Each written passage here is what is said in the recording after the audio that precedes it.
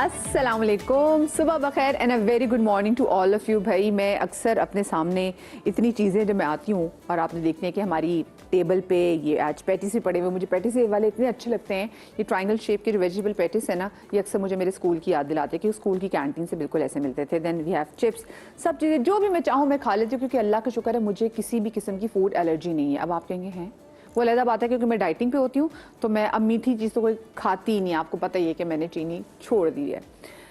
लेकिन आपको पता है इतने हमारे आसपास ऐसे लोग हैं जिनको फूड एलर्जीज़ हैं, और ये फूड एलर्जीज़ कभी कभी जानलेवा भी साबित होती हैं। मुझे नहीं पता था कि पीनट से भी लोगों को एनर्जी होती है, जो हम मूंगफलियाँ इतने शौक से खाते हैं ना। अभी क्योंकि सर्दियाँ इंशाल्लाह 1-2 महीने के बाद ज़िंदगी तो हम सर्दियाँ देख भी लेंगे। मूंगफलियाँ हम खाते हैं तो उसको इतना एंजॉय करते हैं। कुछ लोग ऐसे हैं जो उनको इससे एलर्जी हो जाती है, और अगर बर वक्त उसका इलाज ना किया जाए तो वो जानलेवा साबित हो सकती है। ये मैंने बिग बैंग थियरी में देखा कि किस तरीके से उसमें एक किरदार को, जो कि अगर चॉकलेट में पीनट आ गई तो उसको प्रॉब्लम हो जाती है। लोगों को ग्लूटेन एलर्जी होती है। ग्लूटेन एलर्जी में जनाब लोग आटे से बनी कोई भी चीज़ नहीं खा सकते। दूध से एलर्जी है, दूध, अब मैं हैरान होती अल्लाह मियाँ, दूध से एलर्जी भी। तो फिर मैं सोचती हूँ कि क्या ये पहले भी लोगों को होती थी या फिर ये नई नई एलर्जीज आई हैं। क्योंकि देखिए जिद्दत आ गई है टेक्नोलॉजी में। अब हम इतने एडवांस्ड चले गए हुए हैं, अपने मेडिकल साइंस से भी देखें कि हमें पता चलने लग गया है, चीज़ों की डायग्नोसिस सामने खुल के आने लग गई हैं, और हमें पता है कि अच्छा ये चीज़ें एग्जिस्ट करती हैं। जैसे अक्सर मैं शो में बात करती हूँ कि जी क्या लोगों को पहले भी ऐसे हार्ट अटैक साइलेंट वो होते थे, हार्ट अटैक्स होते थे और कार्डियक अरेस्ट होते थे। अब हम इतने जवान लोगों को जाते हुए देखते हैं तो वो कहते हैं जी बिल्कुल, लेकिन लोगों को समझ में नहीं आता। जैसे कैंसर में कहती जब इतना क्यों बढ़ गया, उन्होंने कहा जी पहले भी था, बस डायग्नोज नहीं हो पाता था। तो ये जो ग्लूटेन एलर्जी और जैसे बहुत सारी फूड एलर्जीज़ हैं जो आपको, मुझे नहीं पता कि अच्छा भाई ये एलर्जीज़ भी हैं, और इन चीज़ों से हमें ये नुकसान भी हो सकता है। और सोचे अगर बच्चे को एलर्जी हो तो पता कैसे चलेगा। सोचे बच्चे को दूध से एलर्जी हो, आपको कैसे पता, मुझे कैसे पता, और बच्चा दूध पी रहा है। तो क्या करना चाहिए, क्या मुतबादिल हो सकता है, और कौन कौन सी ऐसी चीज़ें हैं जो कि जानलेवा साबित हो सकती है। अगर मैं एलर्जीज़ की बात करूं, आज हमने अपने शो में इस हवाले से बात करनी है। जी जनाब, तो इसी हवाले से शो में हमारे साथ बात करने के लिए मौजूद हैं डॉक्टर सिराज खानज़ादा साहब, जो कि MSN गवर्नमेंट हॉस्पिटल हैं। साथ में उनके यहाँ पे मौजूद हैं डॉक्टर यूसुफ लखतावाला, जो कि जनरल सर्जन हैं, फैमिली फिजिशियन भी हैं। हमारे साथ मौजूद हैं हमारी डॉक्टर आयशा, जो कि आप जानते हैं न्यूट्रिशनिस्ट भी हैं, और लाहौर से हमें ज्वाइन करी हैं डॉक्टर अफीफ़ा हाशमी, जो कि गायनेकोलॉजिस्ट भी हैं। सो इन 4 लोगों को मैं शो में खुश आमदीद कहती हूँ। और अब से थोड़ी देर बाद हमें डॉक्टर बतूल भी ज्वाइन कर लेंगी, डर्मेटोलॉजिस्ट है। तो आप सब लोगों को मैं अपने शो में खुश आमदीद कहती हूँ।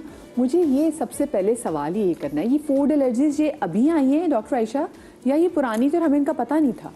फूड एलर्जीज़ तो शुरू से ही हैं, क्योंकि ऑफ कोर्स ये जो भी चीज़ों के बारे में अब हम बात करेंगे और जो पूरी लिस्ट बताएंगे तो वो चीज़ें भी अज़ल से। डॉक्टर बतूल ने भी मैं ज्वाइन। डॉक्टर बतूल अस्सलाम वालेकुम, आ जाइए जी। कैसी हैं आप? ठीक ठाक हैं? अल्हम्दुलिल्लाह।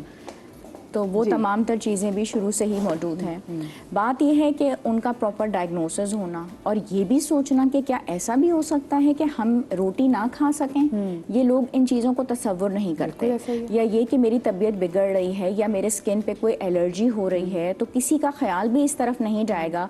मैंने शायद हो सकता है कि कोई क्रीम गलत लगा ली होगी या कोई ऐसा काम कर लिया होगा जिसकी वजह से मुझे दाने निकल आए या स्किन पे रैशेज़ हो गए या मेरी वॉमिटिंग। लेकिन ये चीज़ कि जी मैं रोटी खाना या बहुत सारी ऐसी चीज़ें जो मुझे खाने से परहेज़ करनी चाहिए, तो अब जाके लोगों के अंदर अवेयरनेस भी आई है और हम बताते भी हैं। और फिर प्लस ये है कि ब्लड टेस्ट, इन सारी चीज़ों के साथ साथ डायग्नोसिस भी हो जाता है, और उसके बाद हम रखते हैं फूड एलिमिनेशन डाइट्स पे, और उसकी वजह से पेशेंट की ज़िंदगी भी आसान हो जाती है। जो बार बार अगर आपको एब्डोमिनल क्रैम्प उठ रहा है और उसकी कोई रीज़न नहीं है, ना आपने कोई बाहर का खाना खाया, कहने में ये आया है कि हम तो हफ्ते 10 दिन से बाहर गए ही नहीं, सिर्फ घर की सादा ग़िज़ा रोटी का इस्तेमाल किया, या हमने घर में बनाई हुई ही हलीम खाई, घर का ही हमने सीरियल इस्तेमाल किया, तो ये कैसा पेट का दर्द है जिसको अब कई महीने गुजर चुके हैं। और वेट लॉस इतना ज़्यादा कि इंसान जिसका वज़न महीनों तक रहती है। महीनों तक क्योंकि डायग्नोसिस महीने, नहीं सालों होता तक रहती है। और प्लस my लोग God. इसको वो नहीं करते कि जी हो सकता है क्या हो रहा है, बच्चा मेरा क्यों कमज़ोर हो रहा है या बड़ा बंदा 70 kg से गिरते गिरते वजन 40 kg पे भी चला जाता है बिकॉज मैल न्यूट्रिशन हो जाती है, आपकी सारी चीज़ें एब्जॉर्ब नहीं हो रही हैं तो मैल नरिश्ड हो जाते हैं। तो अब ये है कि अल्हम्दुलिल्लाह प्रॉपर डायग्नोसिस हो जाता है और इसमें कोई और तरीक़ेकार नहीं है, आपको फूड एलिमिनेशन डाइट्स पे जाना ही होता है। और फूड एलिमिनेशन डाइट का मतलब होता है कि जो चीज़ जिससे आपको एलर्जी हो रही है आप उसको बिल्कुल कट ही कर दें, जस्ट ओमिट इट आउट, आप उसको निकाल दें। आपको निकालनी है मुझे वंस प्रूवन। अच्छा वंस प्रूवन। मुझे ना देखें एक बार मेरी दोस्त ने, मैं डॉक्टर तो आपको बताऊंगी, कॉलेज में थे और मेरी फ्रेंड ने वो घर से उबले हुए अंडे लेकर आई और वो बहुत खूबसूरत लड़की, बहुत उसकी खूबसूरत स्किन थी। उसने ना गर्म, जैसे हम भी उबले हुए अंडों से ब्लैक कॉफ़ी पी लेते हैं, उसको वो सूट नहीं किए। उसने वो उबले हुए अंडे और उसने वो कॉफ़ी पिए, उसकी तबीयत ख़राब होना शुरू हुई है। और उसके बाद मेरी दोस्त आयशा की, उसके चेहरे की स्किन ऐसी जैसे मतलब वो खुद डर गई। वो इतनी खूबसूरत लड़की और वो पूरा मुंह छुपा के 2 दिन तक वो कॉलेज आई क्योंकि उसकी पूरी स्किन उतर रही थी। वो बहुत उसकी शक्ल ही बदल गई थी और हम पहचान नहीं पाए कि इसको क्या हुआ है। तो उबले हुए अंडे, कॉफ़ी, मैं रोज़ कॉफ़ी पीती हूँ, उबले हुए अंडे लोग खाते हैं। इनकी आपस में कोई लड़ाई ऐसी है जो कि स्किन पे आ सकती है? नहीं, ऐसी कोई लड़ाई नहीं है। बेसिकली होता ये है कि आपके अंदर चीज़ें बिल्डअप हो रही होती हैं, ठीक है। वो जो स्किन पील ऑफ हो रही थी, आपके जाकर उसने मैदे में कोई ऐसा इंटरेक्शन किया जिसकी वजह से विटामिन B12 जो होता है ना वो तेज़ी से ख़त्म हो जाता है। अब वो पीछे बिल्डअप क्या है, वो 5 to 6 डेज का बिल्डअप है। अब इट्स नॉट नेसेसरी अंडे से हुआ, हाँ। ठीक है। बट कॉफ़ी में क्योंकि कैफीन होता है, बहुत सारी ऐसे फूड्स होते हैं जिनके साथ उसकी जो है मिलाप जो है ना वो बनता नहीं है, तो वो एलर्जी कराती है कॉफ़ी, ठीक है। अब वो 5 to 6 डेज में प्रीवियस क्या डाइट थी जिसकी वजह से विटामिन B12 इतनी तेज़ी से नीचे आया कि आपकी पीलिंग स्टार्ट हो जाती है स्किन की, ठीक है। तो आपको पीछे 1 हफ्ते की डाइट देखनी ज़रूरी होती है कि पिछले 1 वीक में क्या खाया था। इट इज़ नॉट अबाउट कि सिर्फ एग और कॉफ़ी की वजह से हुआ, पीछे बिल्डअप हो रही थी चीज़ें। लेकिन जैसे हम देखते हैं जब लोगों को जो पीनट से एलर्जी होती है, कैसे उनकी जो स्किन है वो उनके चेहरा कैसे फूलने लग जाता है, स्वेलन हो जाता है। बिल्कुल, मुझे है पीनट से एलर्जी, ठीक है। बहुत तेजी से स्वेलन होती है, बट यही है कि पीछे आपका बिल्डअप हो रहा होता है, फौरन के फौरन आपको पीनट से एलर्जी नहीं स्टार्ट होती। अच्छा, इसमें मैं एक ऐड करूं, मैंने जिस तरह कहा एक चीज़ होती है एंटीजन एंटीबॉडी रिएक्शन, ठीक है ना। वो एक सबसे पहले एक बड़ी इंपॉर्टेंट चीज़ होती है। एक आपके बॉडी के अंदर कुछ एंटीजन एंटीबॉडीज बने हुए होते हैं। जैसे एंटीजन जो बाहर की जो फॉरेन बॉडी अंदर जाती है ना, तो वो छुपी वो तैयार बैठे होते हैं, वो आपका नेचुरल इम्यून रिस्पॉन्स होता है।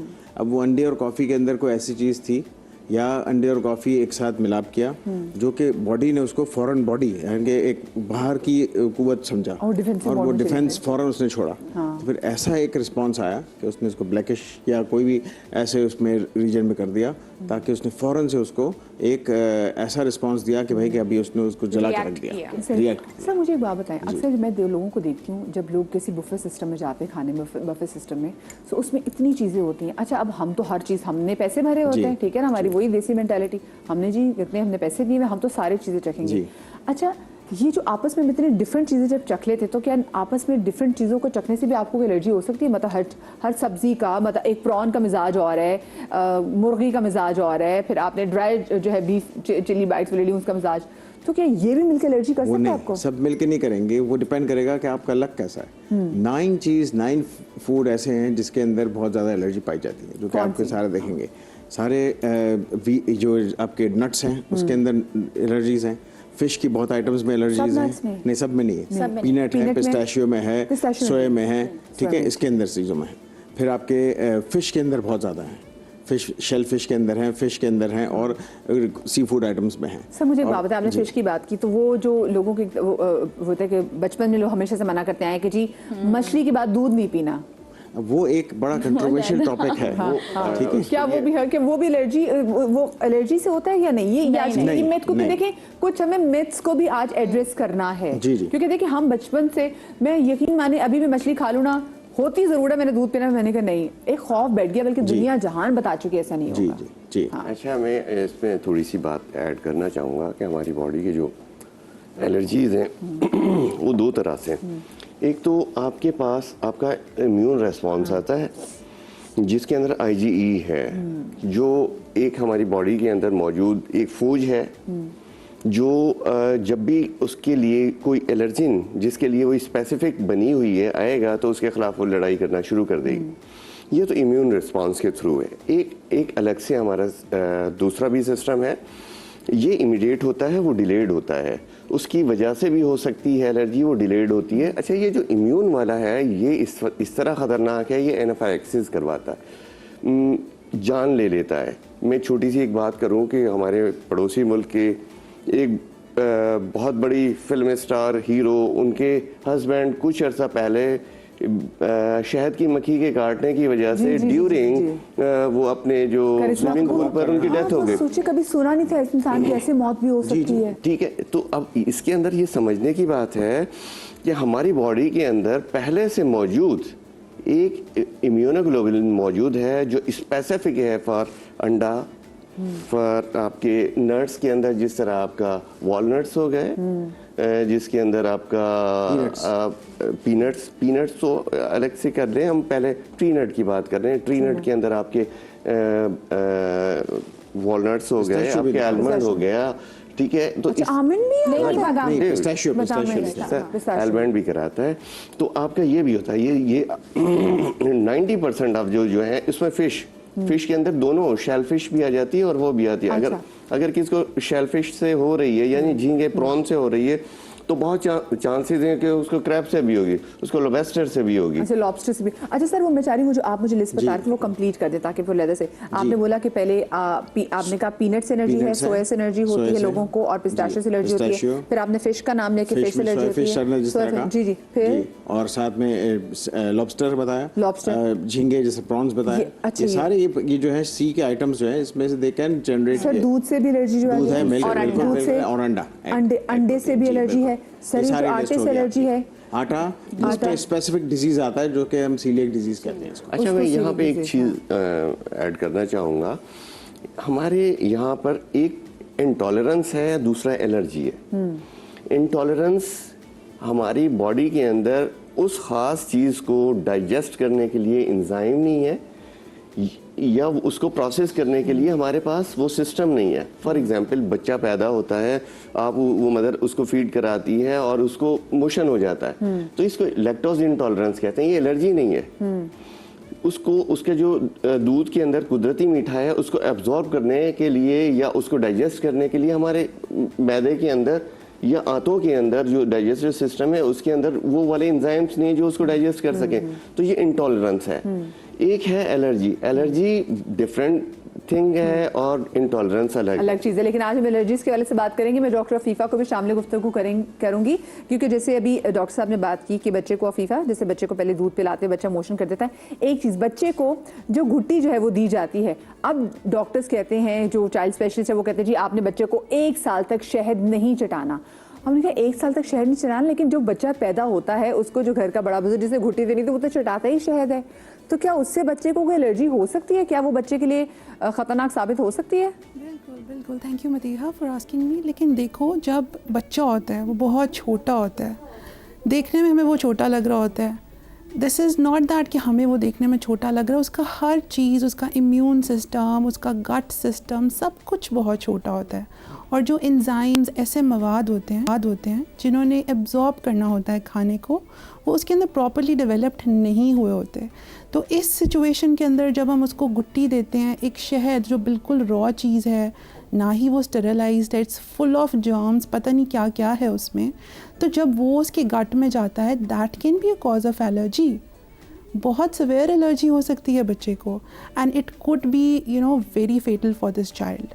तो इट्स बेटर कि आप अवॉइड करो। माँ का दूध is the best thing that you can use. गुट्टी के लिए आप उसको इस्तेमाल कर सकते हो। तो शहद लेना, this could be very bad for the child.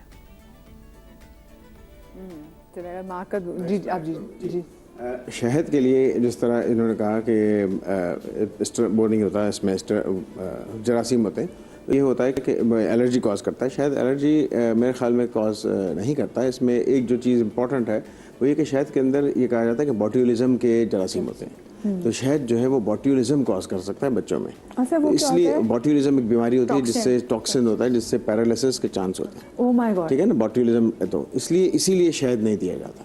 तो आप घुट्टी देना चाहते हैं अगर तो थोड़ी सी खजूर दें रादर देन जो है वो शहद, वो भी इतना कि ज़रा मीठा लगे उसको, हल्का सा बिल्कुल, बस एक जो आपने सुन्नत पूरी की या कुछ किया, अदरवाइज आप जो है वो माँ का दूध ही जिस तरह मैडम ने कहा वो पूरी करेंगे। शहद इसलिए नहीं दिया जाता कि उसके अंदर जो है वो बोटॉक्स के, जिसे आप बोटॉक्स करवाते हैं वही बॉटल। सर मैंने भी कराया नहीं है, कराऊंगी आगे लोगों के जरूरत पड़ी। मैं कह रहा हूँ मगर ये हमें फुप्पो को समझाना होगा क्योंकि फुप्पो ही शहद लेके आती हैं, हाला तो समझ जाएंगे। अच्छा अच्छा ओके। वैसे मुझे नहीं पता कि शहद को, क्योंकि अब वो बाकी बुजुर्ग हमें बहुत से देख रहे हैं, वो कहेंगे लो हमने तो अपने बच्चों को जो शहद चखाया है, क्योंकि देखिए पहले जमाने में तो बच्चों को आंखों में सुरमा भी डालते थे और वो सुरमा जो है वो चले खालिस होता था, वो चांदी की उसमें। जी जी जी अफीफा। अब बिल्कुल माएँ हमें कहती हैं कि हमारे बच्चे को सबक याद नहीं होता। क्या कभी किसी ने सोचा कि उन्हें सबक याद नहीं होता? दिस इज़ बिकॉज कि आप ये सारी चीज़ें बचपन में देख चुके हो।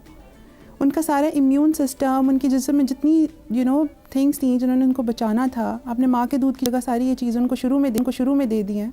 तो अब उसकी बॉडी आपको रिएक्ट करके दिखा रही है। आप कहते हो कि हमारा बच्चा जो है वो दूसरे बच्चों से क्लास में पीछे रह जाता है। This is because all of these things they jumble up together और इस तरह का आपको रिजल्ट्स देखने को मिलते हैं।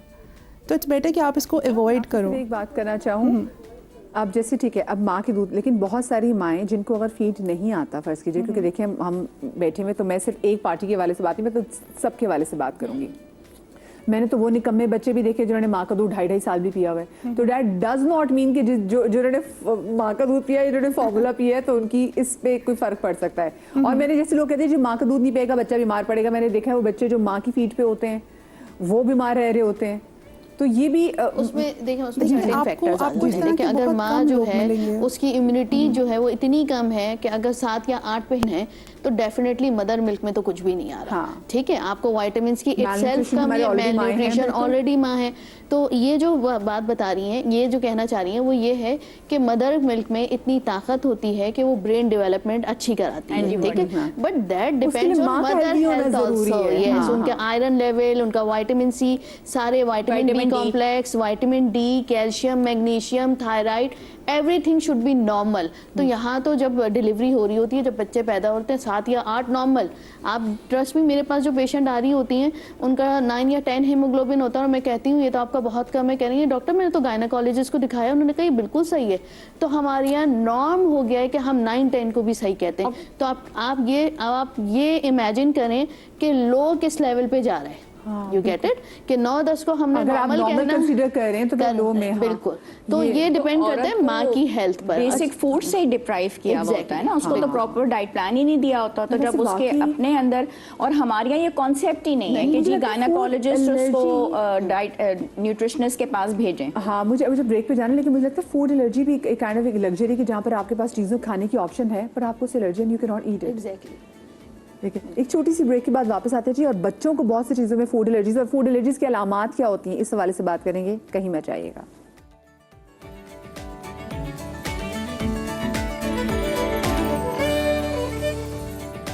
जी welcome back after the break. और आज हम बात कर रहे हैं जनाब फूड एलर्जीज के बारे में, जो कि ना आपको पता है ना मुझे पता है, क्योंकि मैंने अपनी ज़िंदगी में भाई वैसे नज़ला ज़ुकाम हो जाए तो आप कहते चलो ठीक है 3 दिन के बाद अगर खुदा ना खासा ज़्यादा प्रॉब्लम हुई तो जाएंगे डॉक्टर के पास। तो ये फूड एलर्जीज जो कि आपको सिर्फ आप महसूस कर सकते हैं, आप उसकी तकलीफ से गुजर सकते हैं और आपके चेहरे पे भी वो आ सकता है, अगले बंदे को तो फील नहीं हो रही ना। तो लोग यहाँ कहाँ से जाके टेस्ट करें? कभी ज़िंदगी में 1-2 बार फूड एलर्जी अगर होगी तो कौन उसके लिए टेस्ट कराने जाएगा? तो अलामात ज़रा आज डॉक्टर से हम जानने की कोशिश करेंगे कि उसकी अलामात क्या हैं। अगर मैं फूड एलर्जी के हवाले से बात करूँ तो मैं आप सबसे जानना चाहूँगी। इसमें यह है कि अलामात मुख्तलिफ़ किस्मों के होते हैं। सबसे ज़्यादातर जो मेरे पास जो आते हैं रिलेटेड, उसमें वेट लॉस के साथ आते हैं। साथ में ये कि कोई भी खाना डाइजेस्ट नहीं हो पा रहा। वेट लॉस अच्छी बात नहीं वैसे। वेट लॉस अच्छी बात है, लेकिन ये बहुत ज़्यादा है। लोग नहीं, इसलिए क्योंकि बार बार स्टूल पास कर रहे हैं ना, बार बार पेट ख़राब हो रहा है। फिर उसमें जब हीमोग्लोबिन वगैरह कराते हैं वो भी कम आता है, इसके साइड इफ़ेक्ट्स में जाते हैं क्योंकि चीज़ें तो एब्जॉर्ब ही नहीं हो रही ना आप। तो उसमें यह है कि वेट लॉस भी हो गया, साथ में पेट में दर्द की, एब्डोमिनल डिस्कम्फर्ट की बहुत ज़्यादा प्रॉब्लम है, और स्किन के जो प्रॉब्लम्स हैं वो तो हैं ही। तो इसमें फिर ये चीज़ जो हम पूछ रहे होते हैं पेशेंट से, तो फूड हिस्ट्री बहुत इंपॉर्टेंट होती है कि ये आपको कब से है, क्या खाने से है। तो पेशेंट्स को पता नहीं चलता। द रीज़न बीइंग कि रोटी जो है वो हमारी स्टेपल फूड में आता है और हर घर में रोटी बन भी रही होती है और सब खा भी रहे होते हैं। लेकिन हमारे पास फिर गैस्ट्रोएंट्रोलॉजिस्ट ज़्यादातर रेफ़र करते हैं कि आप जाके न्यूट्रिशनिस्ट को दिखाइए और आपको ग्लूटेन एलर्जी है या सेलिक डिजीज़ है और आप अच्छा सा डाइट प्लान बनवाइए। तो ये डायग्नोसिस इस तरीके से होता है। पेट से इसके अगर पेट से होता है, इसके ब्लड टेस्ट भी होते हैं, IgA एंटीबॉडीज, IgE एंटीबॉडीज, इनके लेवल्स बढ़े हुए होंगे। कुछ जगहों पे स्किन प्रिक टेस्ट भी किया जाता है, ब्लड टेस्ट भी होते हैं। तो 3-4 तरीकेकार हैं, लेकिन जब तक ये प्रूव ना हो जाए कि ग्लूटेन एलर्जी है, आपने वो चीज बंद नहीं करनी होती। द रीजन बीइंग कि बिलफर्ज ये एक अंदाजा है कि आपको रोटी से हो रहा है, मेरे पेट में दर्द हो रहा है, हाँ, या रोटी नहीं दूध से हो रहा है, तो पहले टेस्ट हो जाए, क्योंकि आप पहले वो चीज बंद कर देंगे तो फिर फॉल्स पॉजिटिव या नेगेटिव टेस्ट आते हैं। वो चीज हम खिलवाते रहते हैं, जो भी है, जब इतने अरसे खा लिए तो जब तक टेस्ट हो जाए आप खा लें। उस टेस्ट में आ गया कि सीलिक डिजीज या ग्लूटेन डिजीज इज पॉजिटिव, फिर हम उसको कंप्लीटली एलिमिनेट करते हैं लाइफ लॉन्ग। सही। अच्छा, 2 चीज़ें होती हैं, एक ग्लूटेन सेंसिटिविटी होती है और एक ग्लूटेन इंटॉलरेंस होती है, जैसा अभी सर ने कहा था, ठीक है। अच्छा, उसमें ये होता है कि जो आप फूड एलर्जी टेस्ट कर रहे होते हैं उसमें ग्लूटेन से आप नेगेटिव आ रहे होते हैं, लेकिन जहाँ पे आपकी बॉडी में ग्लूटेन सेंसिटिविटी स्टार्ट होती है, अच्छा, मोस्टली उस वक्त स्टार्ट हो रही होती है जब बच्चा जो है वो टीन एज में जा रहा होता है, 15 से लेकर 19 तक के। तो इस एज में आपको सेंसिटिविटी स्टार्ट हो जाती है। अच्छा, इस सेंसिटिविटी का ताल्लुक मोस्टली जेनेटिकली होता है कि आपकी फैमिली में पीछे किसी को ग्लूटेन एलर्जी है, मदर, फादर, दादा, दादी। सुबह स्कूल कॉलेज आती थी, कभी अम्मी पराठा खिला के भेजती, मेरे पेट में दर्द रहता था। तो वो सेंसिटिविटी, आप वॉमिट नहीं करते होंगे, डाइजेस्ट हो जाता है फिर 2-3 घंटे में, तो वो सेंसिटिविटी डेवलप होना शुरू हो गई। तो सेंसिटिविटी जब स्टार्ट हो रही होती है ना, उस इट्स नॉट नेसेसरी कि आपका जब टेस्ट हो रहा है फूड एलर्जी टेस्ट, उसमें आप ग्लूटेन की एलर्जी आपको शो करे, क्योंकि जस्ट सेंसिटिविटी स्टार्ट हुई है। लेकिन आप जब दूसरी चीज़ें करवा रहे होते हैं, दूसरे ब्लड टेस्ट करवा रहे होते हैं, तो फेरेटिन आपका कम आता है क्योंकि एब्जॉर्प्शन इफेक्ट हो रही होती है। B12, vitamin D, T3, TSH, ये सारी चीज़ें डी रेंज आएंगी। डॉक्टर साहब, स्किन से कैसे पता चलता है कि अब ये जो स्किन थिन आउट होना शुरू हो जाती है, ठीक है, आपको सेंसिटिविटी फील होती है और स्किन थिन आउट होना शुरू हो जाती है। आप नॉर्मली, आपका गर्मी का वेदर है लेकिन आपको सर्दी महसूस हो रही है। आपके पास जो वैसे जो पेशेंट्स आते हैं जो स्किन रिलेटेड, जिनको फूड एलर्जीज होती हैं, वो ज्यादा कौन-कौन से फूड बताते हैं? अच्छा, देखिए, फूड डिफरेंट, वो आपको डिपेंड करता है कि किस चीज़ से आपको एलर्जी हो रही है, ठीक है। मोस्टली जो है वो आपको खाना जब आप खा रहे होते हैं, दाल से भी होगी, चावल से भी होगी, हर चीज़ से होती है। अगर आप ग्लूटेन वो हैं, आप एलर्जी और सेंसिटिविटी शुरू हो गई है, तो आपको चीज़ें डाइजेस्ट नहीं हो रही होती हैं, आप खाते हैं और जब तक के वो या तो आप लूज मोशन या वॉमिटिंग के उसमें नहीं कर देते, आप डिस्कम्फर्ट लेवल रहता है आपका।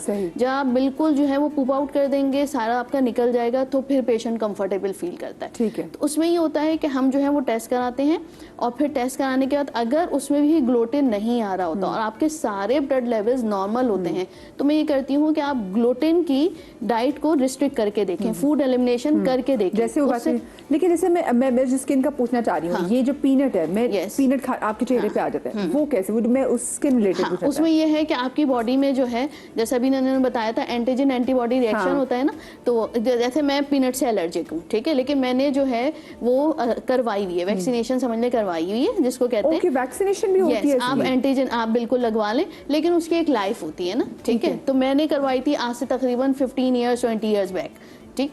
तो अब जो है मुझे इनसेंसिटिविटी शुरू हो गई है। आई एम नॉट एलर्जिक, मैं आज खा सकती हूँ थोड़े बहुत 4-5, लेकिन अगर मैं कल खाऊंगी, परसों खाऊंगी, then I will get urticaria, severe urticaria. को कहते हैं डिसेंसिटाइजेशन। डिसेंसिटाइजेशन, इसको आहिस्ते-आहिस्ते जो है वो कम थोड़ी सी ऐड करना चाहूँगा यहाँ पे कि एलर्जी जब होगी तो हमारा इम्यून सिस्टम, चाहे वो डिलेड टाइप वाला हो या इमीडिएट टाइप वाला हो, इमीडिएट टाइप के अंदर इम्यूनोग्लोबुलिन्स इन्वॉल्व होंगे और उसी वक्त आपको जो एक ख़ास मैं बताना चाहूँगा, ये ऐसा समझिए कि हाइपर सेंसिटिविटी है कि आपकी ये बॉडी उसको हाइपर सेंसिटाइज कर रही है, जिसकी बेसिस के ऊपर ये एंटीजन एंटीबॉडी रिएक्शन शुरू होता है और उसकी रिएक्शन की वजह से आपको जो सबसे पहले आपको दिखने को मिलेगा वो आपके होंठ सूजेंगे, आपको चॉकिंग शुरू हो जाएगी, सांस घुट रहा होगा, आपको स्नीजिंग शुरू हो सकती है, आपको एंजियो एडिमा कहते हैं हम, कि आंखों के गिर्द आपको स्वेलिंग शुरू हो जाएगी, रैशेस पड़ जाएंगे, हीव्स जिसे कहें कि ददोड़े पड़ जाना, दाफड़ पड़ जाना, ये सब कुछ शुरू हो जाएगा। तो ये तो हो गया इमीडिएट। इसके बाद डिलेड होता है कि आपको 2 घंटे 3 घंटे के बाद हो रहा है इसी तरह का रिएक्शन, वो उसके अंदर इम्यूनोग्लोबुलिन्स आपके इन्वॉल्व नहीं होते। तो पहले समझिए कि आपका जो भी एलर्जी है, it is a hyper sensitivity. हम भी सेंसिटिव हो सकते हैं किसी भी चीज़ से। वो चिढ़ जाना है बॉडी का, वो हाइपर सेंसिटिव है, वो ज़्यादा रिएक्ट करना है बॉडी का, और उस रिएक्शन के अंदर जो हमारी हिस्टामिन है उसने रिलीज़ हो जाना है, उसमें उसकी वजह से आगे बढ़कर एनाफाइलेक्टिक शॉक कहलाता है, जो इंसान की जान ले लेता है। वो मक्खी के कांटे की वजह से भी हो सकता है। वो आपके मक्खी के कांटे से मुराद है शहद की मक्खी के कांटे की वजह से।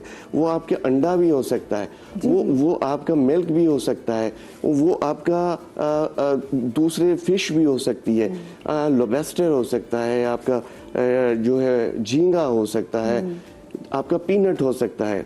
तो आपने ये समझना है कि आपकी जो रिएक्शन है, अगर वो इमीडिएट वाला है, एनाफाइलेक्सिस वाला है, जो इस तरह हो रहा है, तो उसकी आपने ट्रीटमेंट डॉक्टर से लेनी है। इसके लिए इवन कि कुछ इंजेक्शंस आ गए हैं जो इपिनेफ्रिन के होते हैं, जो ऑटो डोज कैलकुलेटेड होते हैं, वो खुद लगा लिए जाते हैं। जिनको होती है उनको डॉक्टर बता देते हैं। जिस तरह इंसुलिन का इंजेक्शन होता है, इस तरह का होता है और लगाना होता है। अदरवाइज वो जान ले लेता है, आदमी को मार देता है। और दूसरी बात एक बहुत इंपॉर्टेंट है, वो समझने की है कि अगर आपको एलर्जी की बात कर रहे हैं, रिएक्शन, एलर्जिक रिएक्शन किसी एक चीज से एक बार हुआ है तो नेक्स्ट टाइम उससे मल्टीप्लाई होकर होगा, थर्ड टाइम उससे और ज्यादा मल्टीप्लाई होगा। इस लेवल पे हिट किया तो कल क्लास को आपको बड़े लेवल पे हिट। सर आप कुछ ऐड करना चाहते थे? मैं ऐड ये करूँगा कि सर ने जिस तरह बताया इन अलामात में, नंबर 1 अगर हम क्लिनिक में बैठे हैं या आपके घर में कहीं किसी को होता है, तो मैं थोड़ा सा सिंप्लीफाई इसको इस तरह करूँगा कि आपने घर में किसी बच्चे बैठे हैं, सबने खाना खाया, शुरू किस तरह होगा? सबसे पहले आसान लफ्ज़ों में जिस तरह खारिश होना शुरू होगा। पहले खारिश होना शुरू होगा, मुंह के अतराफ में टिंगलिंग होना, ऐसे बच्चा कहेगा कुछ सनसनाहट महसूस हो रही है, या आवाज़ थोड़ी सी गहरी होना शुरू हुई, थोड़ी सी खड़खड़ाहट की आवाज़ शुरू हुई, ठीक है, खांसी शुरू हुई, या अचानक से जो है सांस लेने में दिक्कत शुरू हुई, फिर मुँह सूजना शुरू हुआ, इस तरह की अलामत शुरू हो, आप बैठे ना रहें, फ़ौरन से डॉक्टर की तरफ भागें, एमरजेंसी की तरफ भागें। फिर लाल होना शुरू होगा पेशेंट, या धड़ोड़े पड़ना शुरू होंगे जिस तरह सर ने बताया, इस तरह तमाम अलामत शुरू होंगी, उल्टियाँ लगेंगी या जुलाब शुरू होंगे या दस्त शुरू होंगे। ये अगर शुरू होता है और अचानक शुरू होता है तो समझे ये कि वायरल बुखार नहीं है, समझिए कि ये एलर्जी है, और ये फूड एलर्जी है या कोई एंटीजन एंटीबॉडी रिएक्शन बॉडी में हुआ है। क्योंकि हम एंटीजन एंटीबॉडी कह रहे हैं तो हमारे 99% लोग समझ नहीं रहे होंगे इस चीज को। जी बिल्कुल, ठीक है ना, क्योंकि उर्फ आम हम समझ जाते हैं, हम समझ रहे हैं, लोग नहीं समझ रहे, ठीक है ना। ये एलर्जी है, बस बेसिकली एलर्जी है। हम एक उर्फ आम चीज़ में, कॉमन चीज़ में कह रहे हैं कि भाई ये जो है एलर्जी है। आपको अगर रेडनेस या सुर्खी माइल चीज़ें हो रही हैं, दौरे हो रहे हैं, आप फ़ौरन डॉक्टर के पास जाएं। उसका काम है क्या ना, सर ने बताया कि जिस तरह लोगों के पास पेन होती है इंसुलिन की तरह, उसको हम कहते हैं एपीपेन, ठीक है। वो पाकिस्तान में इतनी ज़्यादा मिलती नहीं है, तो इसलिए डॉक्टर के पास आप जाएं, वहाँ वो मौजूद होगी, या एड्रेनलिन आप लें, फटाफट वो लगाएगा। या आपको अगर आप घर पे क्या कर सकते हैं, कोई छोटी एंटी एलर्जी की गोली खाएं और भागें, ठीक है। वो एंटी एलर्जी गोली मिल जाती है, बुरफाम में कोई भी छोटी मोटी एंटी एलर्जी की गोली मिल जाती है, वो लें, और आपके घर में होती है वो खिलाएं, और उसको लेके फौरन डॉक्टर के पास जाएं। मैं आपसे पूछूंगी, ओपीडी में जो आपके पास बच्चे आते हैं वो किस हालत में, कौन से फूड से ज्यादा उनको प्रॉब्लम होती है? लेकिन मेरे साथ कॉल मौजूद है मिसेज जैदी। अस्सलाम वालेकुम जी। जी वालेकुम सलाम, मैं मिसेज जैदी बात कर रही हूँ कराची से। कैसी हैं आप? बिल्कुल ठीक, अल्लाह का शुक्र है। मिसेज जैदी आप क्या पूछना चाहेंगी? जी मैं आपसे भी पूछना चाह रही हूँ, मेरी बेटी सईदा आयशा हैं और उनके एज इस पर 20 ईयर्स है, लेकिन जब वो किचन में काम करती हैं, प्याज काटती हैं या टमाटर काटती हैं, तो उनके हाथों पर एलर्जिक हो जाती है। अच्छा। और ऐसी एलर्जिक होती है कि वो बाद में उनको खारिश होना शुरू हो जाती है, और वो उस पर ना कुछ भी कोई भी किसी चीज का वो इंस्टेंट लगता है तो वो फोन एलर्जिक होना शुरू हो जाती है, और हाथ में स्वेलिंग आ जाती है, रेड हो जाते हैं, और उसके बाद छोटे छोटे से बारी बारी से दाने निकल के आ जाते हैं। फिर वो खारिश करना शुरू कर देती हैं। अदरवाइज फिर सेकंड डे वो काम ही नहीं कर पाती हैं। मम्मा मेरे हाथ में इस तरह एलर्जी हो रही है, मैं क्या करूँ? फिर मैं काम छुड़ा देती हूँ, कभी पॉलीफैक्स लगा देती हूँ, कभी डर्मोवेट लगा देती हूँ, तो उनको आराम हो जाता है, लेकिन वो मुकम्मल तौर पर नहीं ठीक हो पाता उनका। फिर सेकंड डे को काम करती हैं, थर्ड डे काम करती हैं, फिर ये प्रॉब्लम उनके साथ आता है। क्या करूँ मैं? डॉक्टर बतूल। अच्छा देखिए, ये मोस्टली बहुत कॉमन है यहाँ पर तो, और इसमें जो है आप गार्लिक से और अनियन से एलर्जी होती है, क्योंकि उसमें सल्फर कंटेंट ज़्यादा होता है, तो बाद लोग सल्फर एलर्जिक होते हैं।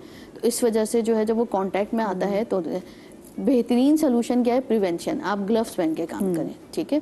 उसके अलावा ये कि आप कोई इमोलिएंट लगा लें, कोई भी अच्छी सी जो है, कोई भी चिकना, कुछ नहीं आपके पास तेल ही पड़ा हुआ है, आप तेल लगाकर जो है फिर कांटेक्ट करें। तो ये पहले तो सेफ्टी मेजर ये होगा आपके। फिर डाइट में वो चीज़ें लें जो कि आपकी विटामिन सी रिच हो। It plays a big role. Vitamin C इस वक्त ऐसी है कि डर्माटाइटिस, एक्जिमा के पेशेंट, ये जिस तरह ये एक्जिमा की ही कंडीशन होती है, डर्माटाइटिस जिसको कहते हैं, तो उसमें विटामिन सी का बहुत अच्छा रोल है। बाकी ये कि मेडिसिन जैसे ये लो पोटेंसी स्टेरॉइड लगा लेती हैं तो इससे इनको फ़र्क पड़ जाता है। प्रिवेंटिव ये है कि विटामिन सी का बहुत अच्छा इस्तेमाल करें। सल्फर एलर्जी है वो इनकी बॉडी में ही होगी बेसिकली इस वजह से, तो आप प्रिवेंटिव मेजर ये कर सकते हैं, आपने तेल लगाया और फिर आपने कांटेक्ट किया। सही, ठीक है। अच्छा जी, मैं अफीफ़ा जो हमारे साथ लाहौर से गायनेकोलॉजिस्ट है, अफीफ़ा मुझे बताएं छोटे छोटे बच्चों को किन चीज़ से, किन फूड से ज़्यादा एलर्जी हो सकती है? मैं उस टाइम की बात करी जब ठीक है, एक तो माँ का दूध हमने बच्चे को दिया, या फिर माँ का दूध अगर उसके लिए सफिशेंट नहीं है, हमने उसको डब्बे का दूध भी दे दिया, और जब वो खाना शुरू करते हैं तो क्या चीज़ें बच्चे के लिए खौफनाक साबित हो सकती हैं? देखिए, सबसे पहले जब तक बच्चा 2 साल का नहीं होता उसको तो हम दूध ही देते हैं। अब दूध से जो एलर्जी होती है वो बेसिकली एलर्जी इस फॉर्म में होती है कि वो लैक्टोज इंटॉलरेंस होती है। अब हो सकता है आम लोगों को मेरी ये बात समझ में ना आए, तो मैं उनके लिए बताती हूँ कि जो दूध होता है ना, इसमें लैक्टोज बहुत ज़्यादा होता है। तो जब ये हमारी बॉडी में जाता है कि एंजाइम होता है, एक ऐसा मवाद होता है जो इसको डिज़ोल्व करता है, छोटे छोटे टुकड़ों में बांट देता है, उसको हम लैक्टेज कहते हैं। और जब ये लैक्टेज नहीं होता, जो छोटे बच्चों में बहुत कॉमन होता है, तो उसकी वजह से उनको लैक्टोज इंटॉलरेंस होता है, दूध उनको हजम नहीं होता। ये एक लैक्टोज इंटॉलरेंस है जो बच्चों के अंदर बहुत देखने को मिलता है। उसके अलावा we also have celiac disease, और ये वही डिजीज़ है जिसके बारे में हम अभी बात कर रहे थे कि ग्लूटेन, यानी कि जो आपका वीट होता है, जो आम आटा इस्तेमाल करते हैं, उसके अंदर ये ग्लूटेन होता है, जिसकी वजह से आपका जो बॉडी होता है उसके खिलाफ ऐसी एंटीबॉडीज़ बनाती है जो आम लोगों के अंदर, जिनके अंदर बीमारी नहीं होती, वो नहीं होती। तो दीज आर द 2 थिंग्स जो हमें बच्चों के अंदर स्पेशली देखने को मिलती हैं। उसके बाद जैसे जैसे वो ग्रो करते हैं तो फूड एलर्जीज़ की और टाइप्स होती हैं जो हमें देखने को मिलती हैं, but these are the common ones. उसके अलावा मैं एक और बात ऐड करना चाहूँगी कि लोगों को लगता होगा कि फूड एलर्जी है, थोड़ा सा स्किन रैश होगा और क्या होगा, बट द थिंग इज़ कि आपको स्किन रैश नज़र आता है कि हमारा थोड़ा सा स्वेलिंग हो गई, स्किन पे रेडनेस हो गई, बट यू डोंट नो कि आपका जो रेस्पिरेटरी सिस्टम होता है, जो आपकी सांस की नाली होती है, जब इस आपकी एलर्जी की वजह से उसके अंदर स्वेलिंग होती है तो आपका रेस्पिरेटरी सिस्टम इतना मुतासर होता है कि आप सांस नहीं ले पाते हो, and this can be fatal. Minutes के अंदर आपकी डेथ हो सकती है। सो इट्स इम्पॉर्टेंट कि आप आइडेंटिफाई करो कि आपको किस चीज़ से एलर्जी हो रही है। बिल्कुल सही बात है। अच्छा, ये क्या एलर्जीज माओ से भी बच्चों में ट्रांसफर हो सकती है? मैं आपसे पूछूंगी, लेकिन छोटी सी मुझे ब्रेक लेनी है। ब्रेक के बाद हाजिर होते कहीं मर जाइएगा।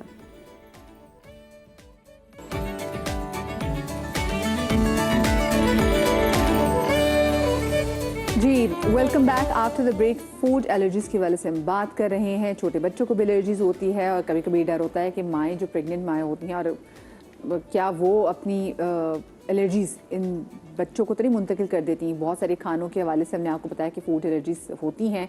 तो मैं चाहूँगी डॉक्टर बतूल ज़रा आप ज़रा किचन काउंटर में चले जाए और बताएं कि क्या ऑल्टरनेटिव हमारे पास हो सकती है, क्योंकि देखिए गंदम बड़ी ज़रूरी है। और मैं वाकई लोगों के बारे में मैं बहुत से लोगों को जानती हूँ जो गंदम नहीं खा सकते, तो वो फिर कोई और चीज़ खा रहे होंगे, वैसे नॉर्मल बोटी खा रहे होते हैं, और ये उनकी लाइफ स्टाइल है। एग्जैक्टली, बिल्कुल ऐसा ही है। तो कहते हैं हम तो फिर रोटी इंजॉय करते हैं, और रोटी की अपनी बात है। बिल्कुल। अच्छा, रोटी का जहाँ तक आता है ना, तो जब आपको रोटी से एलर्जी, वीट से एलर्जी स्टार्ट होती है, तो अब हमारे पास बहुत सारे ऑल्टरनेटिव मौजूद हैं। जैसे सावरडो हो गई, फर्मेंटेड ब्रेड्स मिल रही हैं आजकल, तो वो जब आप उस पर शिफ्ट होते हैं तो वो सूट करती है। तो एटलीस्ट आपको जो है वो ग़िज़ा जारी होती है, एक फुलफिलमेंट हो रही होती है। ग्लूटेन फ्री आटा भी अब मिल जाता है, ग्लूटेन फ्री आराम आटा, से। यस एग्जैक्टली, ग्लूटेन फ्री आटा मिल जाता है। और ग्रेजुअली जब आप उसमें दूसरी चीज़ें ऐड करते हैं, अगर आपको आमंड एलर्जी नहीं है तो आप उसमें आमंड जो है फ्लावर डाल सकते हैं।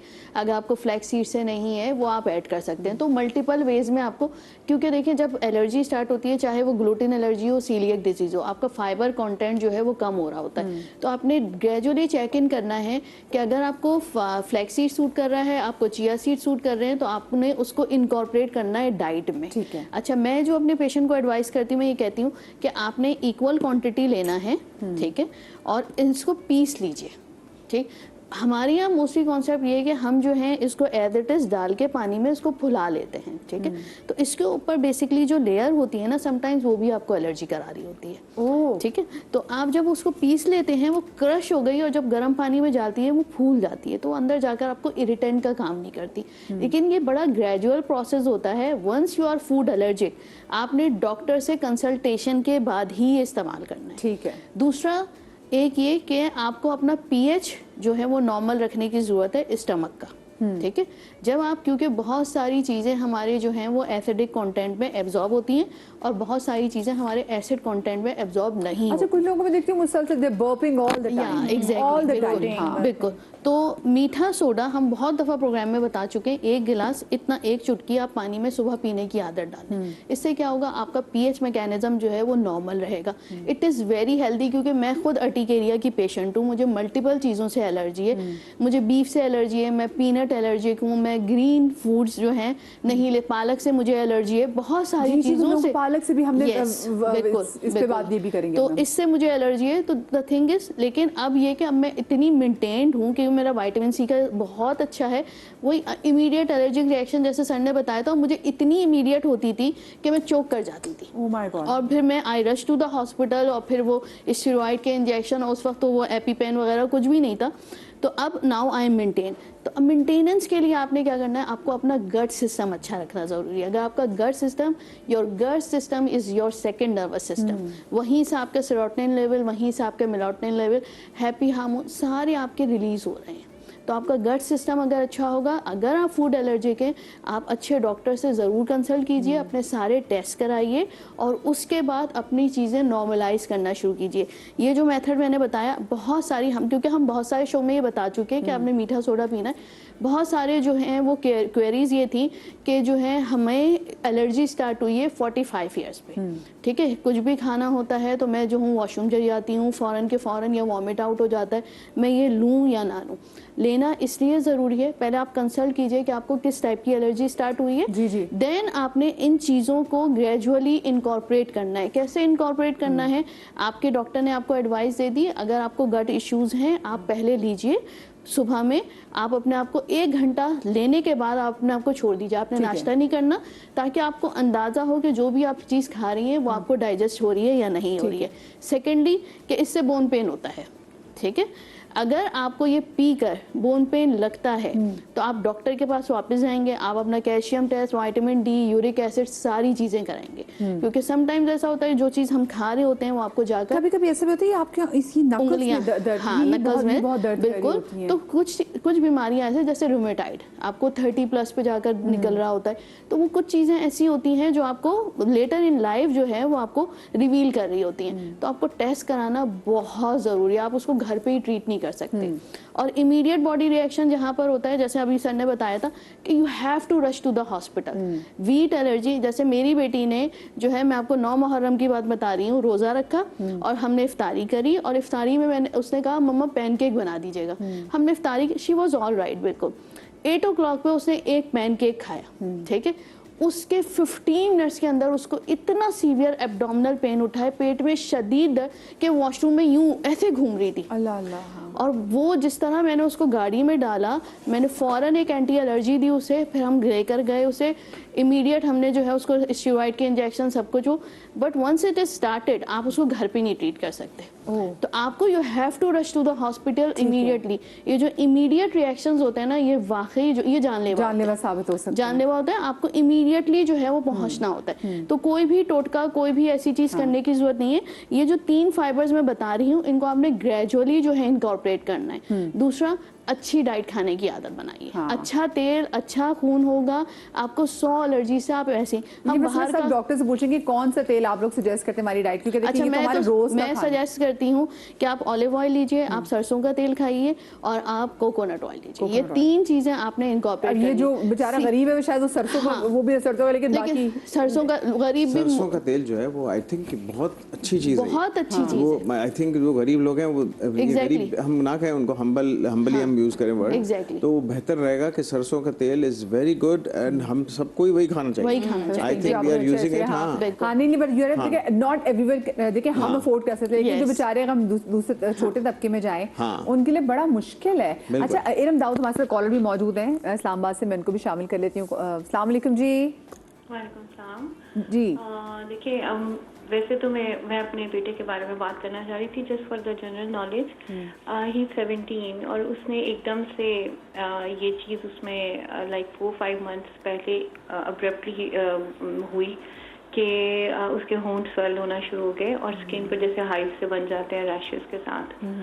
तो वो 5-6 मतलब 4-5 मंथ्स इस चीज़ को हो चुके थे। तो फिर हम NIH इसको एलर्जी सेंटर पे लेकर गए। तो वहाँ से उनका जब स्किन टेस्ट करवाया तो पता चला कि उनको बीफ, चिकन, अंडे और चावल, इन चारों चीज़ों से उनको स्वेयर एलर्जी है।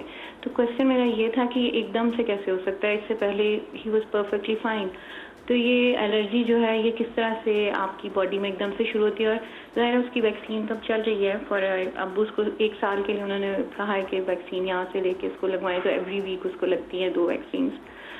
लेकिन just for the general knowledge मुझे था कि ये होती किस तरह से हैं, एकदम से क्यों हो जाती हैं, घर में किसी और को नहीं है, कभी हमारी फैमिली हिस्ट्री में इस तरह की नहीं है, तो ये किस तरह से होती है और क्यों हो जाती है? इसको प्रिवेंट करने का कोई है तरीका कि ना हो? बस ये मेरा क्वेश्चन था। ठीक है, इसके बारे में थोड़ा सा अर्ज करना चाहूँगा कि जिस तरह हम पहले भी बात कर चुके एंटीजन एंटीबॉडी, तो इसको मैं इस वक्त डिफ़ाइन करना ज़रूरी है कि हमारी बॉडी के अंदर मौजूद जो फौज है उसको कहते हैं एंटीबॉडीज़, और जो बाहर से जो भी हम चीज़ खाना खाते हैं जो एज अ इन्वेडर आती है जिसके ख़िलाफ़ हमारी ये फौज आपस में झगड़ा करने शुरू कर देती है, वो एंटीजन होती है। मैं पहले भी एक बात बता चुका कि हमारी बॉडी के अंदर हाइपर सेंसिटिविटी डेवलप हो जाती है, यानी कि पहली बार आए आपने खाया चावल खिचड़ी, जिस चीज़ से भी आपको एलर्जी है उसके ख़िलाफ़ आपके जिस्म के अंदर एंटीबॉडीज़ बनना शुरू हुई जो स्पेसिफाइड हैं उस ख़ास चीज़ के लिए। वो IgE होती है, वो इम्यूनोग्लोबुलिन्स बने, उनके titres Aahista Aahista multiple times जब वो लेते जाएंगे तो वो टाइटर्स बढ़ते चले जाएंगे। उसका एक लेवल है, जब आप टेस्ट करवाएंगे तो पता चलेगा कि IgE लेवल लेस देन 200 होते हैं तो नॉर्मल होते हैं, जब उससे बढ़ जाते हैं तो मैंने तो हज़ारों में देखे कि 8000 10,000 भी होते हैं। अब वो आहिस्ता आहिस्ता बढ़ती है, ये चीज़ें बढ़ती किस तरह आहिस्ता आहिस्ता है, हर बार जब आप लेते रहते हैं उसके अंदर वो सेंसिटिविटी डेवलप होती जाती है। पहले वो सेंसिटिविटी फिर वो हाइपर सेंसिटिविटी तक पहुंच जाती है। जब वो हाइपर सेंसिटिविटी तक पहुंच जाती है, एक थ्रेशोल्ड लेवल जो है उसको क्रॉस कर जाती है, तो फिर वो ये सारी चीज़ें एकदम से हो जाती हैं। अब जो आप जिस तरह बात की गई कि उनकी वैक्सीन शुरू हुई, इस वैक्सीन को कहते ही हाइपोसेंसिटाइजेशन है।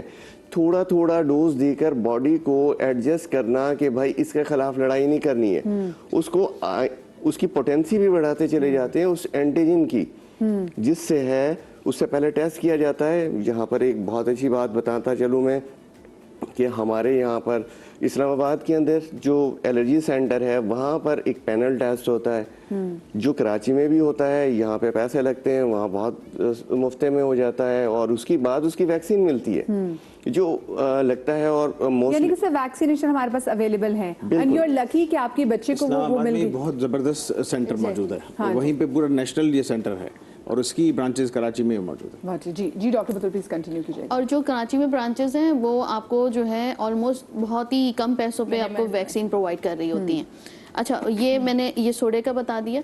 द थिंग इज जितना आप अंदर से आपकी एसिडिटी कंट्रोल होगी उतनी आपको कम जो है एलर्जिक रिएक्शन। आपकी सोडा की बात पे एक चीज ऐड कर दूं कि सोडा की पर ये सोडा मिंट की एक टैबलेट भी आती है। वो सोडा मिंट के अंदर मिंट का एक पेपरमिंट की भी होता है उसके अंदर, और सोडा मिंट बड़ी सेफ गोली है, घर में रखिए, जब भी बदहजमी होती है या सुबह उठ के एक गोली खा लें, कोई नुकसान नहीं होता। खाली पेट खा सकते हैं? हाँ, खाली पेट खा सकते हैं। जब खाने के बाद, खाने से पहले पेपरमिंट का भी इफेक्ट मिल जाएगा, और वो समझे कि आपको 10 रुपए की 100 गोली मिल जाएगी। इतनी चीप है वो। चीप मिलती है। 10 रुपए की नहीं होती है। सब छोटे से मुख्तसर सी बात हो क्योंकि मुझे उनकी कंप्लीट करनी है। एक छोटी सी इसके अंदर जिस तरह बताया जा रहा है, तो जो नेचुरल एंटीऑक्सीडेंट्स है ना, जिसमें विटामिन C और विटामिन E है, और इसी के साथ कुछ और भी हैं, तो जो हमारी रूटीन लोग समझ सकते हैं वो ये है, तो वो वाले फ्रूट जिसके अंदर विटामिन, सिट्रस फ्रूट जिसके अंदर विटामिन सी ज्यादा है, इसी तरह विटामिन डी, तो अगर ये लेते रहें तो हमारी जो बॉडी के अंदर जो तोड़ फोड़ और जो टॉक्सिन्स बन रहे हैं, जो बहुत सारे क्रॉस इम्यूनिटी रिएक्शंस जनरेट करवा देते हैं इस तरह की चीजों के अंदर, तो उससे टेक्निकल बात है। वैसे भी सोची मेरे ऑडियंस समझ जाएं कि हम क्योंकि ना वो थोड़ा सा इजी हो जाए। इसमें एंटीऑक्सीडेंट सर ने जिस तरह कहा, वो ये ऐसी चीज है कि जो खराब जो बॉडी के अंदर मादे बन रहे हैं उनको वो फौज है, हमारी फौज ठीक है। उसमें है आपके पास, मैं तो समझ में एग्जैक्टली जी लोगों के लिए विटामिन सी और विटामिन ई बहुत ही अच्छी चीजें हैं, जो कि हमें मिल जाएंगी। सबसे ज्यादा मिलता है अमरूद के अंदर, दूसरा मिलता है कैप्सिकम मिर्च के अंदर, तीसरा मिलता है सिट्रस फ्रूट के अंदर जो कि हमारे पास है, ऑरेंज है। अच्छा किया कैप्सिकम की बात भी, क्योंकि मैं शिमला मिर्च किलो आज के शिमला मिर्च से जो एलर्जी वो मैं नहीं खा सकती। हाँ जी। अच्छा, हमने सोडा का फिनिश कर लिया, ठीक है, क्योंकि गोलियां खाना सम टाइम जो है ना आपको डिफिकल्ट लगता है। सुबह पानी पीने की आदत बना लीजिए, अपना अंदर का पीएच सिस्टम अच्छा रखना है। ये पुदीना घर में लगा लीजिए, जितना खा सकते हैं चबा चबा कर खा लीजिए। जितना एसिडिक सिस्टम अंदर का कंट्रोल होगा, मैं ये नहीं कह रही एलर्जी फैक्टर खत्म हो जाए, एलर्जी फैक्टर कंट्रोल हो जाते हैं आपको ना, आपका पीरियड जो है वो एनहेंस हो जाता है, ठीक है। दूसरा, दही खाने की आदत डालिए। समटाइम्स आप दही से भी एलर्जिक होते हैं, अगर आपको मिल्क इंटॉलरेंस है, मिल्क इंटॉलरेंस है तो आप दही से भी सेंसिटिव हो जाते हैं, सेंसिटाइज हो जाते हैं। तो अगर हैं तो पहले तो आपने टेस्ट कराना है कि आप जो है मिल्क इंटॉलरेंट है, उसको देखना है। फिर वही जैसे अभी डॉक्टर नबिया ने बताया था, हम लैक्टेज एंजाइम जो है ग्रेजुअली स्टार्ट कराते हैं, तो उससे आपकी जो है सेंसिटिविटी कंट्रोल होती है। It's a very good probiotic. तो जब आप लेंगे, अंदर से आपकी सेंसिटिविटी खुद ब खुद डिसेंसिटाइजेशन स्टार्ट होती है और चीजें आपको सूट करने लग जाती हैं। हर चीज का इलाज मौजूद है, घबराना नहीं होता, कंसल्ट करना जरूरी होता है। ये प्रोग्राम सिर्फ अवेयरनेस के लिए, जितनी आपको अवेयरनेस होगी उतना ही हम फूड एलर्जी पे कंट्रोल कर सकेंगे। It's a common problem right now. तो ये जितनी चीजें मैंने बताई है इसको इस्तेमाल कीजिए और फिर हमें बताइए। सही, ठीक है जी। अच्छा, आप वो डाइट प्लान जी, उसमें ये कि ग्लूटेन वाले जो केसेस हैं वो काफ़ी कॉमनली अब आने लगे हैं, क्योंकि अब तो लोगों में माशाल्लाह खुद बहुत अवेयरनेस आ गई है, मीडिया के थ्रू भी और वैसे भी सारी चीज़ें। तो ज़्यादातर जो पेशेंट्स आ रहे होते हैं वो यही कहते हैं कि जी हमें डॉक्टर ने भेजा या गैस्ट्रोएंटरोलॉजिस्ट ने, और आप हमें एक ऐसा डाइट प्लान बना दें और हमें सीलिएक डिजीज़ है या ग्लूटेन एंटेरोपैथी है, ठीक है। अब उसमें वीट और वीट से बनी हुई अशिया हम मना जब करते हैं तो पेशेंट को ये होता है कि हमें डाइट प्लान ऐसा तो दें, अगर मेरी रोटी बंद हो रही है तो फिर मेरा पेट कैसे भरेगा और मैं पूरा दिन क्या इस्तेमाल करूं। उसमें यह है कि घबराने की कोई बात नहीं है। देखिए, अगर आपने गंदम लिया, सबसे पहले तो आपने घबराना नहीं है, ठीक है। तो अगर ये गंदम वाली अशिया का आप इस्तेमाल करते रहते हैं और इंटरनली भी आपकी बॉडी के अंदर ब्लड लॉस हो रहा है, आप मैल नरिश्ड हो रहे हैं, वेट लॉस हो रहा है, उसका कोई फायदा नहीं है। तो ऐसी खुराक जिससे कि आप सेहतमंद रहें, तो उसमें ब्रेकफास्ट में आप एग्स का इस्तेमाल कर सकते हैं और आपको ग्लूटेन फ्री सीरियल भी मिल जाता है। 1 ग्लास दूध का इस्तेमाल किया जा सकता है, ठीक है, बहुत अच्छे तरीके से। अगर आपको दूध से कोई प्रॉब्लम ना हो, अगर दूध से ना हो, ज्यादातर इसमें ये होता है कि सिर्फ ग्लूटेन है, वरना लैक्टोज है तो लैक्टोज फ्री मिल्क आप ले सकते हैं, ठीक है। फिर मिड मॉर्निंग में आप अच्छे बोल ऑफ फ्रूट्स का इस्तेमाल करें, जैसे सर ने बताया विटामिन सी आपको स्ट्रॉन्ग करेगा, वो आपके डिफेंसिव मैकेनिज्म के लिए। अच्छा, लंच है तो उसमें आप चावलों का इस्तेमाल करें, जैसे चाइनीज हम बनाते हैं उसमें कोई ऐड ना करें कोई भी सॉल्ट वगैरह, मगर वेजिटेबल्स को स्टीम करके चावलों के साथ ले लें, ठीक है। और साथ में आपने एक बोल ऑफ सैलेड भी बना लिया, बहुत अच्छा है। अच्छा, प्रोटीन की डेफिशिएंसी नहीं होनी चाहिए, तो अपने साथ कुछ आपने चिकन के पीसेस रख लिए 100 ग्राम्स के, और कभी आप फिश का इस्तेमाल भी कर सकते हैं। इन चीज़ों में कोई भी इशू नहीं है, गंदम इज़ गंदम। फिर शाम का जो टाइम है आपने पानी का इस्तेमाल, ऑफ कोर्स हाइड्रेशन लेवल्स अपनी अच्छी रखनी है, तो आपने चाय या ग्रीन टी का इस्तेमाल किया, इस टाइम पे आपने कोई फ्रूट ले लिया, जैसे कि आप लस्सी का इस्तेमाल कर सकते हैं, नारियल पानी का इस्तेमाल कर सकते हैं, go for these things. Bakery के जो आइटम्स होते हैं उनके अंदर वीट जो होता है वो और उनके अंदर आपको नहीं पता और आपको नहीं पता, तो रेस्टोरेंट्स में जाना, होटल्स में जाना, कॉर्नफ्लावर हर चीज में डला हुआ होता है। तो घर में अगर आप अपने लिए खाना बनाते हैं उसमें कॉर्नफ्लावर ना डालें, हलीम बना रहे हैं, कोई भी चीजें। रात के डिनर में आप गोश्त का ले लें, टिक्का ले लें, फिश ले लें, और साथ में दूध और दही जैसे प्रोबायोटिक, लॉट ऑफ फूड। और ये नहीं है कि गंदम लाइफ से निकल गया तो कुछ हो गया, और उसके बाद जब मैं 1 मंथ के बाद बुलाती हूँ फॉलोअप के लिए तो अमेजिंग डिफरेंस होता है। पहले तो आपने ये सोचना है कि ये चीज है आप कर सकते और इसका कोई बिल्कुल और क्योर नहीं है। सो डाइट से ही कंट्रोल क्योंकि होगा। अक्सर लोगों से मैं जब भी कोई होता है कि ये डाइट कैसे कर रहे हैं तो आपसे बोलते हैं जी आप रोटी चावल छोड़ दें, लो रोटी चावल छोड़ दें, बच्चा क्या है? हाँ, फिर बच्चा क्या है? exactly. अरे बहुत सारी आपके पास ऑप्शंस मौजूद है। कॉल मेरे पास जल्दी से, फिर मैं अफीफा के पास जाऊंगी। मोहम्मद अहमद, अस्सलाम वालेकुम जी। मोहम्मद अहमद साहब फ़ोन टीवी बंद कर दीजिए। चले जी, कॉल में ड्रॉप कर रही हूँ।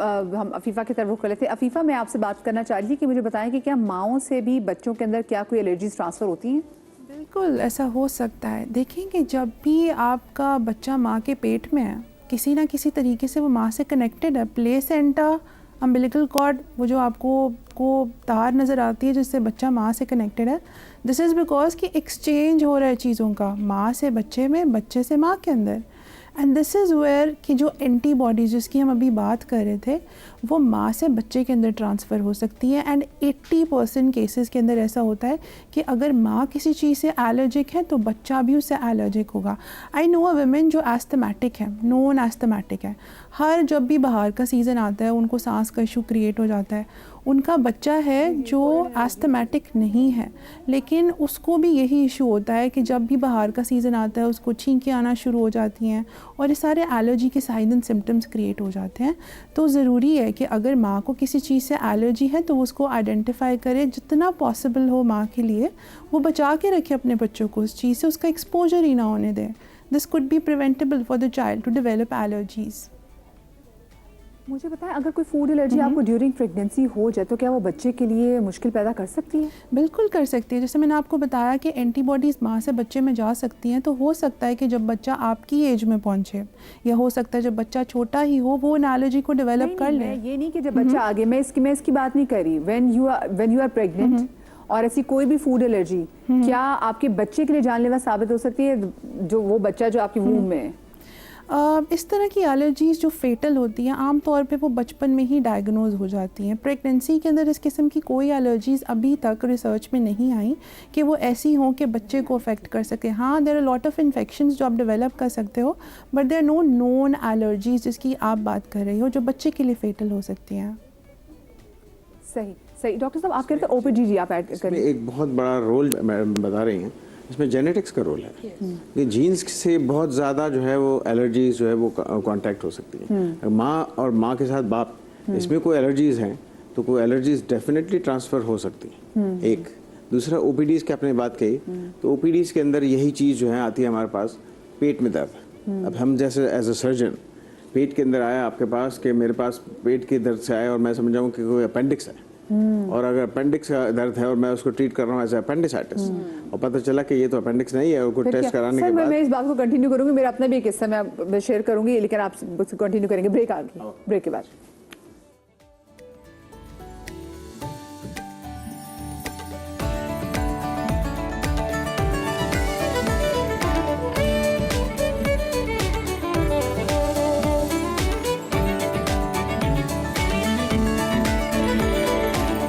Welcome back after the break. अच्छा जी, कभी कभी ऐसा होता है कि आपको लोग मना करते हैं कि जी आप हर चीज़ की, हर जो फल आप खाते हैं उसकी अपनी एक तासीर होती है।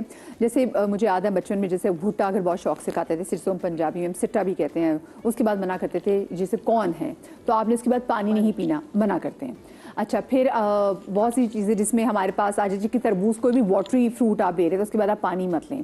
जैसे खरबूजे के बारे में भी कहा जाता था कि जी खरबूजा खाना तो आपने उसके बाद पानी नहीं पीना। अब मुझे बचपन में बहुत क्यूरोसिटी होती थी, क्यूरोसिटी आप देखिए, क्यूरोसिटी है तो सवाल पूछने की आदत बन गई ना मुझे, तो मना था कि जी आपने खरबूजे के बाद पानी नहीं पीना। अब मैं साइड से रात बैठ के पढ़ना, साइड से रात बैठ के पढ़ती थी, खाती रहती थी।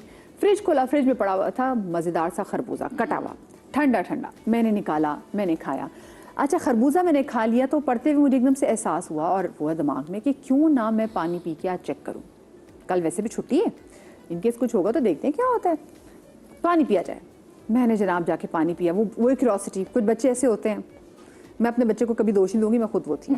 मैंने पानी पी लिया और कुछ देर के बाद मेरी तबीयत इस कदर ख़राब, मैंने फिर अपने अम्मा का दरवाज़ा नॉक किया। मैंने कहा मुझे कुछ हो रहा है, मेरे पेट में बहुत दर्द है। और मैं आपको बता नहीं सकती, मेरे पेट में इतनी तकलीफ़ थी जैसे मुझे लग रहा था कि मैं नहीं जी पाऊँगी, इस कदर में तकलीफ़ में थी। मेरे अम्मी अब्बू मुझे रात के सुबह के 4 बजे लेके इमरजेंसी में भागे तो हॉस्पिटल वालों ने कहा इनको तो अपेंडिक्स की पेन हो रही है, हम इसका फ़ौरन ऑपरेशन कर देते हैं। मेरे अब्बू को था लड़की ज़ात है, इसका क्या मैं ऑपरेशन कराऊँ, एक से प्लीज़ आपने डॉक्टर साहब हमें एक और मौका दें, हम एक सेकेंड ओपिनियन ले लेते हैं। लो जी, वो मुझे लेके गए दूसरे हॉस्पिटल में, वो दूसरे हॉस्पिटल बल्कि जो वो बड़ा हॉस्पिटल था जहाँ मुझे अब्बू लेके गए थे पहले, उन्होंने कहा इसका ऑपरेशन करना है, और लाहौर के मॉडल टाउन में बड़ा हॉस्पिटल है। उसके बाद फिर अब्बू मुझे एक और छोटे क्लिनिक्स में लेके गए, वहाँ पे डॉक्टर ने कहा नहीं, इनको ना कुछ पूछा आपने खाया क्या था, मैंने उनको बताया मैंने ये चीज़ें खाई हैं।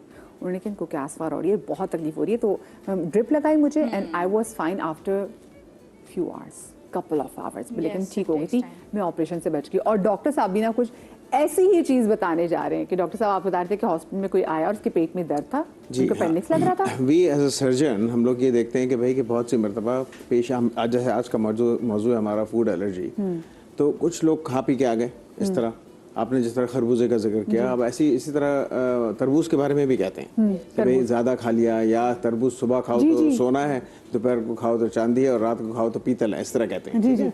तो इसी तरह आप जल्दी जल्दी खाया, या बहुत आपने जो है वो उजलत में कोई चीज़ खाई, रखी हुई चीज़ खाई, या फूड एलर्जी हुई आपको, तो पेट फूल गया, गैसेस फॉर्म हुई, और आपने समझे कि उसने एक पिक्चर दी जैसे अपेंडिक्स को हुआ, या पेट में दर्द हुआ, सीधे हाथ की तरफ गया, आप डॉक्टर के पास गए, सर्जन को कॉल की गई, या हमें जिस तरह बहुत सी मरतबा कॉल आती है, जूनियर आदमी था, किसी को एक्सपीरियंस नहीं था, उसने हाथ लगाया, पिक्चर बिल्कुल अपेंडिक्स की थी, उसने भी डायग्नोसिस सही की, लेकिन आपने उसको कहा कि नहीं इसको अपेंडिक्स की ज़रूरत है।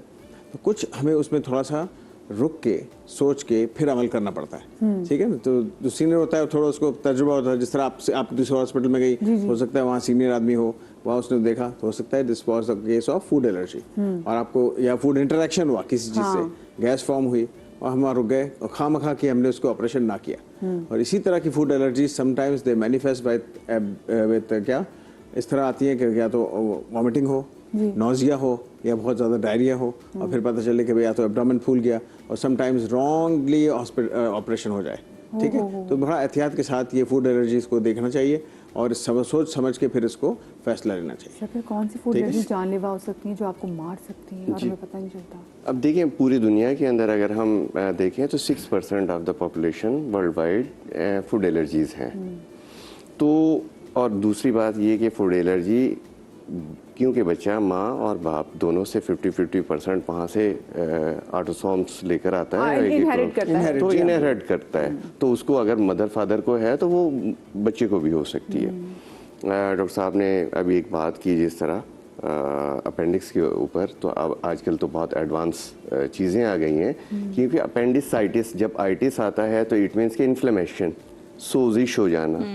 तो अगर आपने एक अच्छा सीटी स्कैन और उसको अच्छा एक डॉक्टर रेडियोलॉजिस्ट जिसने इसके ऊपर ओपिनियन दे दिया, तो ये बात यहीं पे क्लियर हो जाती है कि आया उसको अपेंडिसाइटिस है या उसको गैस ट्रबल है। ओके। तो बहुत सारी ऐसी चीज़ें हैं। उसी के साथ जब आइटिस होगा तो लिकोसाइटिक काउंट बढ़ी हुई होगी, इन्फेक्शन क्योंकि उसके अंदर मौजूद है, उसके अंदर अपेंडिक्स के अंदर। तो आप इसको अगर थोड़ा सा रुक कर और प्रॉपर डॉक्टर के पास और प्रॉपर थोड़ी सी जो एडवांस इन्वेस्टिगेशन है उसकी तरफ चले जाएं, तो आप बच सकते हैं खामखा की अपेंडिक्स, खामखा की जो अपेंडिक्स का ऑपरेशन है उससे। आपको एक बड़े मज़े की बात बताऊं कि सर्जन जब कुछ नहीं मिलता तो अपेंडिक्स ज़रूर निकाल देते हैं। तो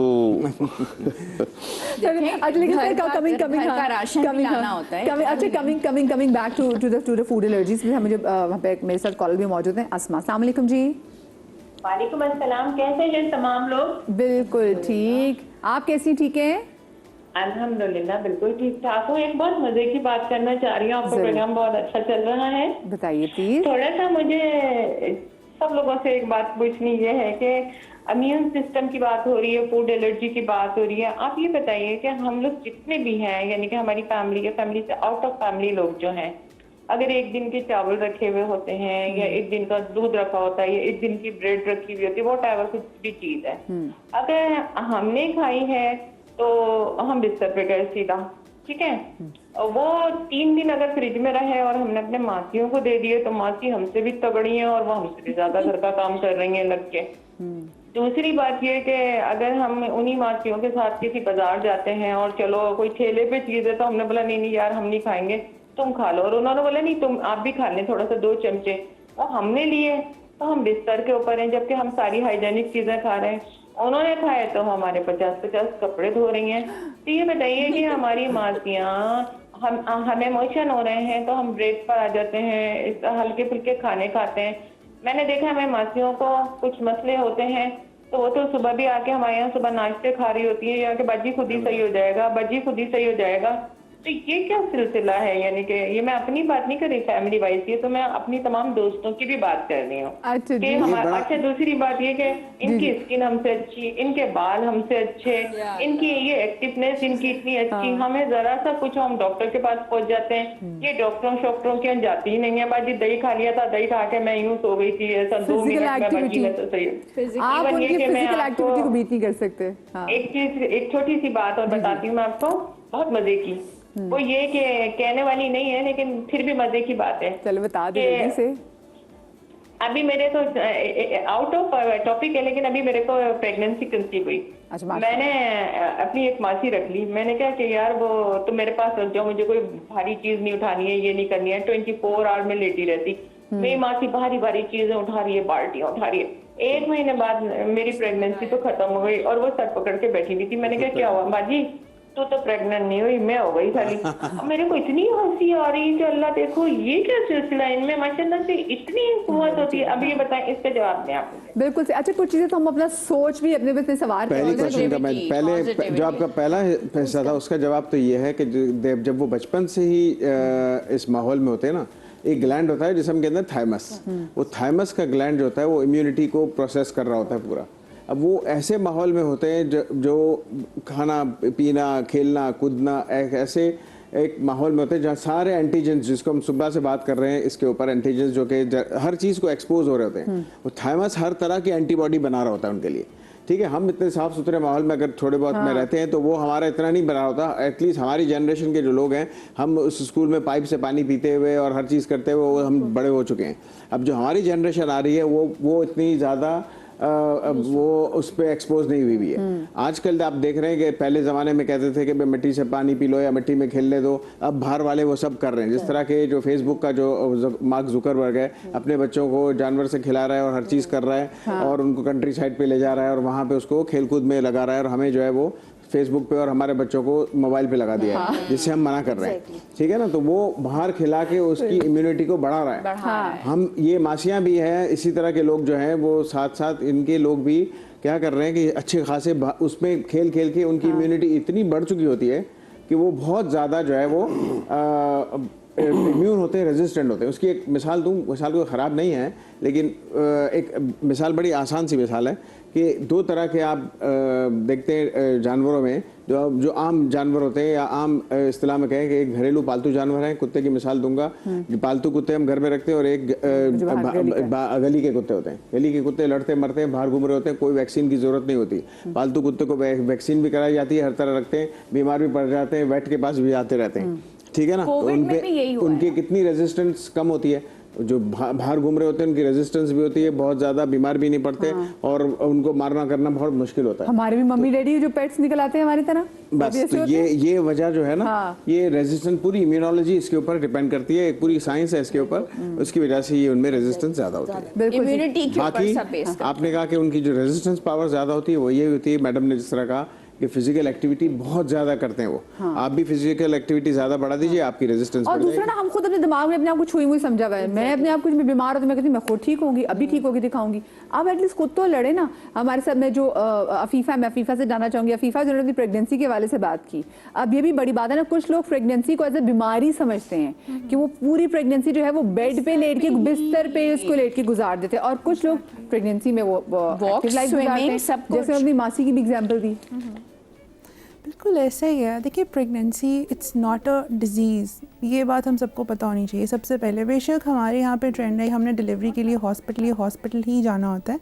यूके वगैरह में ऐसा नहीं होता, वो होम बर्थ को भी ऑप्ट कर सकते हैं।